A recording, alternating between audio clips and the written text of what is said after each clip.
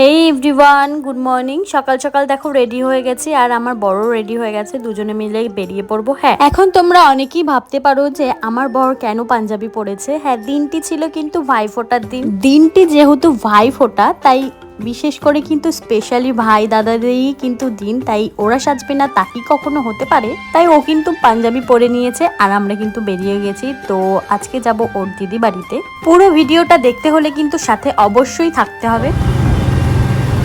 আমি টিকিট কাটতে যাবো না, দাঁড়াও। ঠিক আছে, টিকিটটা কেটে নিই, তারপরে দেখা হচ্ছে। ফার্স্টেই বাইকটা গ্যারেজ করতে হবে। আর যা রোদ, ভালো লাগছে। বাজারে চলে এসেছি, তারপরে কিন্তু গাড়িটা গ্যারেজ করে সোজা কিন্তু আমরা টিকিট কাউন্টারে চলে গেলাম। এদিকে দেখো আমার বর টিকিট কাটতে দাঁড়িয়ে পড়েছে। দুটো সোদপুর রিটার্ন আর দুটো দমদম রিটার্ন। কি তোমাদের মনেও প্রশ্ন আসছে, দুটো সোদপুর দুটো দমদম কেন কাটছি টিকিট? হ্যাঁ, আমাদের সাথে কিন্তু যাচ্ছে আমার ননদ আর আমার শাশুড়ি মা। ওরা কিন্তু যাবে তোমাদের দাদার মাসি বাড়ি, আই মিন আমার বরের মাসি বাড়ি। আর আজকে আমাদের সবাইকে কেমন লাগছে অবশ্যই কিন্তু কমেন্ট করে জানাতে ভুলবে না। তো ভিডিওটি দেখতে হলে কিন্তু পুরোটাই সাথে থাকতে হবে। অবশ্যই কিন্তু কমেন্ট করে জানাবে যে আজকের ভিডিওটি কেমন লাগলো। তার আগে দেখো এখানে কিন্তু আমার শাশুড়ি মায়ের ঘড়িটা ঠিক করে নিচ্ছিলেন, আর এদিকে দেখো ঘড়িটা ঠিক করতে করতে একদম হাতের নাগাল থেকে ফসকে গেছে ট্রেনটা। কিছু করার নেই, আমরা কিন্তু রিল্যাক্সে যাব বলেই ট্রেনটা ছেড়ে দিয়েছি।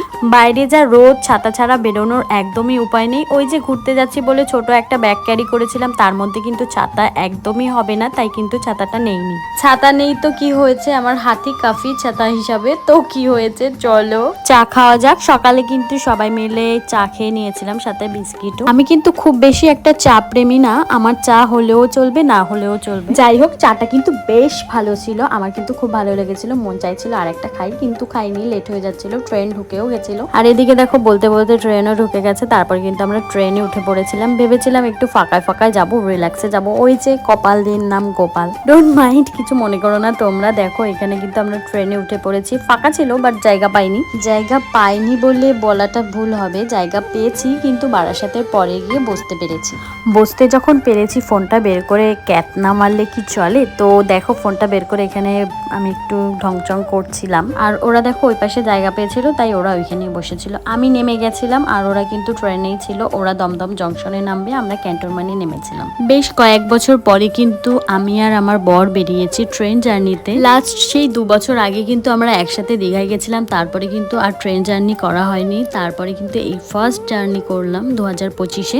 স্টেশন থেকে নেমে কিন্তু আমার ছোট্ট একটা মিনি হার্ট অ্যাটাক হয়ে যাচ্ছিল এক্ষুনি আমার বরের জন্য। কেন বলো তো? ও নাকি ওর দিদি বাড়ির রাস্তা ভুলে গেছে। যাই হোক, সত্যিই ভুলে গেছে, ও অনেক বছর পরে আসছিল। তারপরে কিন্তু দিদিকে শুনে আমরা কিন্তু টোটোতে উঠেছিলাম। এখন অনেকেই ভাবতে পারো যে ঢং করছে, যে 4 বছরে কি ভুলে যায়। কি বলো তো, রাস্তা টাস্তা সবই মনে আছে, বাট ওখানে একটা স্কুল আছে, সেই স্কুলের নামটাই কিন্তু ভুলে গেছিল। এদিকে দেখো আমার বরের সাথে ঘুরতে যাওয়া আর প্রধানমন্ত্রীর সাথে ঘুরতে যাওয়া সমান। কেন বলো তো, সবসময় ওর এত ফোন আসে, আমি কিন্তু একদম রেগে যাই, কিন্তু কিছু করার নেই। ওর কিন্তু কাজের সূত্রে অনেক ফোন আসে, সেইগুলোকেই কিন্তু ম্যানেজ দিতে হয়। ওই যে কাজ না ছাড়া কিন্তু কিছুই চলে না। কাজই আমাদের কিন্তু সব থেকে গুরুত্বপূর্ণ বিষয়। তাও কিন্তু আমার মন মানে না। কি বলো তো, আমরা তো সবসময় একসাথে ঘুরতে যেতে পারি না, বাড়িতে থাকলেও হয় না। তাই ভাবি যে একসাথে যখন রাস্তায় বেরোই, একটু নিজেদের মধ্যে সময় কাটানোর চেষ্টা করি।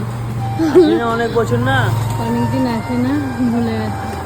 এক রাস্তায় এসে দাঁড়িয়ে ভুলে গেছে। দেখো আমার বর।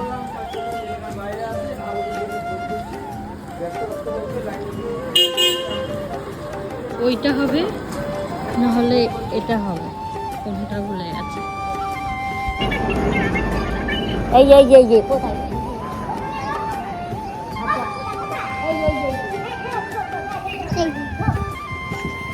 অবশেষে কিন্তু আমরা দিদি বাড়ি পেয়ে গেছি। তো আমরা কিন্তু ভেতরেই যাচ্ছিলাম, আর আমি কিন্তু এখানে গিয়ে খুব একটা বেশি টাইম পাইনি ভিডিও করার। বুঝতেই পারছো, আমি কিন্তু এই প্রথমবার যাচ্ছি দিদি বাড়িতে, তাই যেটুখানি পেরেছি সেটুখানি কি শেয়ার করার চেষ্টা করেছি তোমাদের সাথে। ফার্স্টেই কিন্তু ঢুকে বড় মার সাথে দেখা হয়ে গেছে, তারপরে কিন্তু বড় মা আর দিদিকে প্রণাম করে আমরা কিন্তু বসে পড়েছি। আর ওইদিকে দেখো ওরা কিন্তু আমাদের জন্য খাবার রেডি করছিল।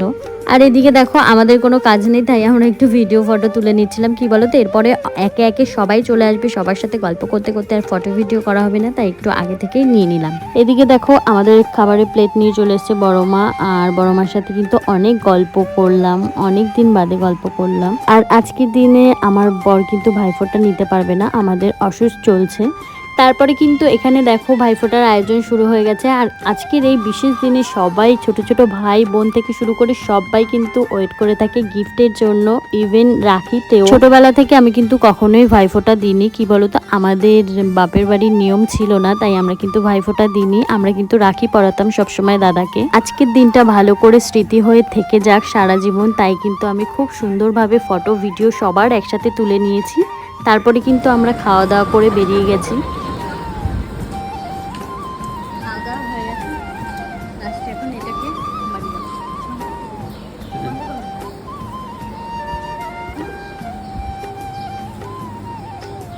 ফটো দেখো। তো চলো আজকে আমাদের এখানে এন্ড করলাম, বাই। তারপরে কিন্তু আমরা স্টেশনে চলে এসেছি। ট্রেনটা আসতেই অনেকটাই লেট করেছিল, প্রায় ওই সন্ধ্যা হয়ে গেছিলো। আমরা কিন্তু বিকেলেই বেরিয়ে গেছিলাম। দেখো সন্ধ্যার সময় কি সুন্দর লাগছিল বাইরের ওয়েদারটা।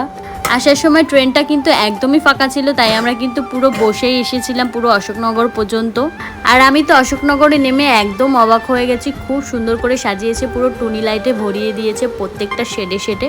জানি আজকের ব্লগটা অনেকটাই বড় হয়ে গেছে, কিন্তু কিছু করার নেই। প্রত্যেকটা মোমেন্ট আমি একদম স্মৃতি হয়ে রাখার জন্য কিন্তু ভালো করে ক্যাপচার করে নিয়েছিলাম। তারপরে দেখো এখানে কিন্তু আমরা বাড়ির উদ্দেশ্যে রওনা দিলাম। কথা বলতে বলতে দেখো আমাদের পাড়ার প্যান্ডেলের কাছে চলে এসেছি। দেখো খুব সুন্দর লাইটিং করেছিল এখানে। আমাদের যেহেতু অসুস্থ, তাই কিন্তু আমরা মাঠের এখানে আসতে পারিনি, পুজোর এখানে দূর থেকেই মাকে দর্শন করেছি। দেখো কিরকম হচ্ছে আমাদের সারাদিন ছিল অন্ধকারে। হ্যাঁ দৌড়ে আজকের গিফটগুলো কিন্তু ওর এগুলোই ছিল। আর এই গিফটটা দেখো, আমি তো খুবই খুশি হয়েছি এই গিফটটা দেখে। তোমাদের কেমন লাগলো অবশ্যই কিন্তু কমেন্ট করে জানাবে। ভিডিওটি ভালো লাগলে লাইক কমেন্ট শেয়ার করে দিও। তো চলো বাই।